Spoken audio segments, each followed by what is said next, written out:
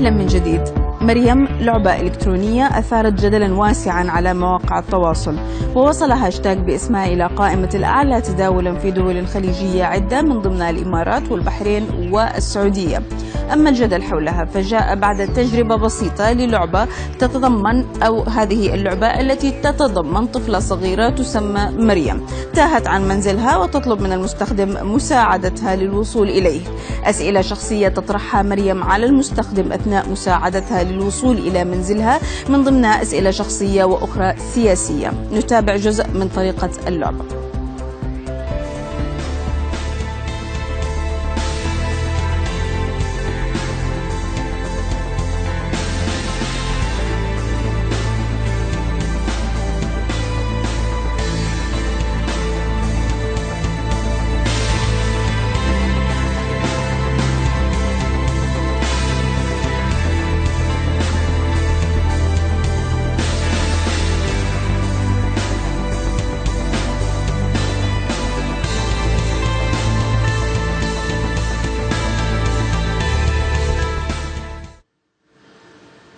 سواء كنت ممن حملوا اللعبة أو لم تكن منهم، يبدو أن هذه الاتهامات والجدل حولها وصل إلى جوجل، حيث لجأ الناس إلى جوجل إما لتحميل اللعبة أو البحث عن معلومات عنها. نتابع.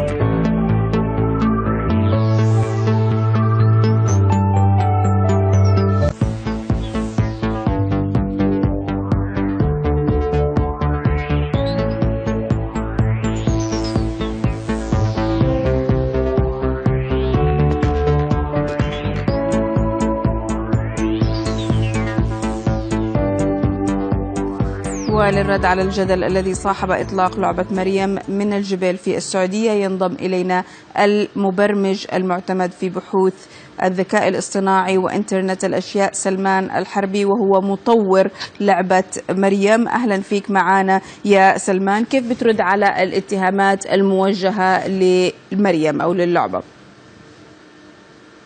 يا أختي سارة، إيش أقول؟ يعني اتهموني اتهامات كثيرة، يعني عميل استخباراتي إسرائيلي روسي، أشياء كثيرة يعني. فما أدري منين أبدأ، لكن تقدر إذا عندك شيء. يعني طب مثلا يعني قل لنا على هذه القصة تحديدا حقت الخصوصية. هل أنت المعلومات اللي بيتم مشاركتها في اللعبة بتحتفظ فيها؟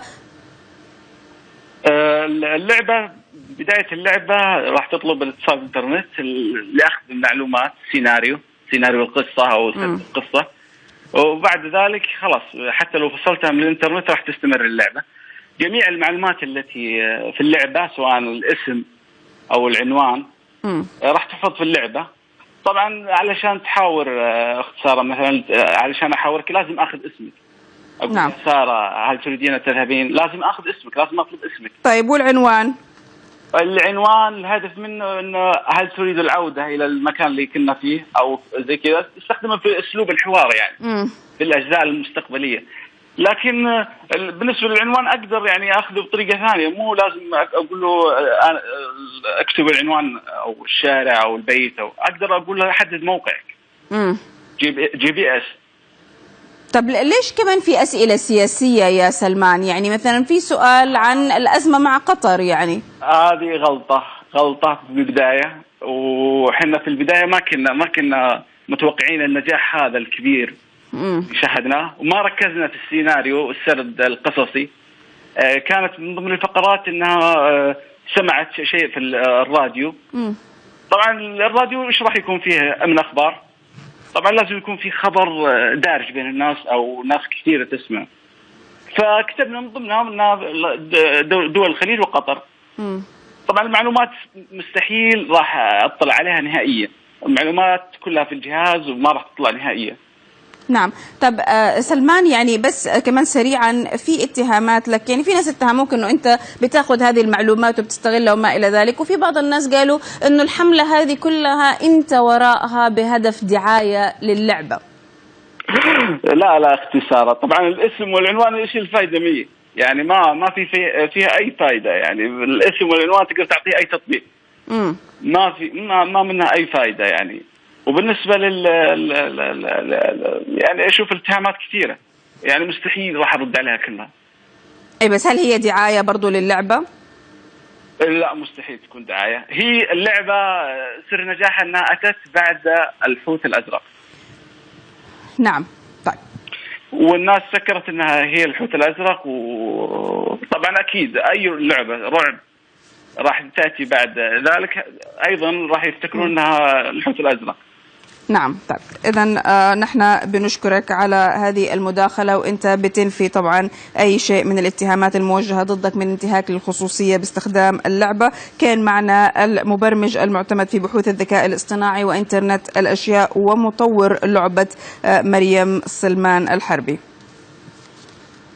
للتفاصيل أكثر عن أسباب الجدل حول لعبة مريم والألعاب التي تتطلب معلومات شخصية ينضم إلينا من الرياض مطور الألعاب عمار الشارخ. أهلا فيك معنا يا عمار. يعني أنت سمعت هذا الحوار، أنت إيش رأيك في هذه الاتهامات الموجهة للعبة مريم؟ طبعا مثل ما تكلم أخوي سلمان قال أن كانت اللعبة بعد الحوت الأزرق، فالمخاوف عندنا جدا عالية وكبيرة. طبعا الألعاب المفروض أنها ما تكون فيها أي آراء أساسية، وهذه أشوف أنها غلطة كانت ارتكبها سلمان في لعبتهم. أنا طبعا لعبت النسخة الأخيرة وكان الشيء مشيول لهذه، أنه ما كان فيها أي آراء سياسية عفوا. طبعا مشكلة الألعاب والسياسة يعتبرون متضادان، يعني ما تقدر تحط السياسة في الألعاب لأنها موجهة للأطفال، وما تبغى أن الأطفال يتدخلون في المواضيع السياسية أو تحاول تبعدهم عن المشاكل السياسية. بشكل عام ان اللعبه هل تتطلب اذونات؟ لا، قاعد اشوف اللعبه ما تطلب اذونات، يعني ما طلبت مني GPS يوم لعبتها، ولا طلبت مني اذونات اخرى مثل ما وضح سلمان، فقط انترنت عشان معلومات. ما ادري ايش المعلومات اللي كانت تدخل فيها لاني ما اعرف الاكواد الموجوده في الخلف، ولكن هذا شيء طبيعي في عالم الالعاب انه يكون عندنا اتصال في الانترنت. بشكل عام انا اشوفها لعبه ما هي بخطيره، ولعبه جدا عاديه. نصيحتي فقط للمطور انه يبتعد عن المواضيع السياسيه، وبرضه يبتعد عن الاشياء اللي تخيف الناس، مثل ان الناس خافت من المكان يشيله، وهذا اللي سواه في النسخه الاخيره، نشال المكان والاسم.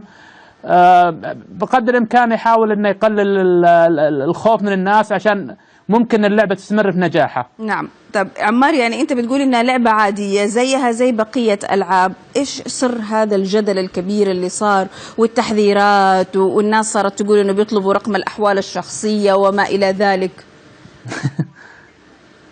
مثل ما قلنا ان الحين حاليا طبعا مثل ما عرفنا ان الحوت الازرق طبعا لعبه حقيقيه فيها لها ضحايا ناس او مراهقين ماتوا بسبب اللعبه، وهذا شيء صراحه كان جدا غريب ان لعبه ممكن تاثر بالطريقه هذه.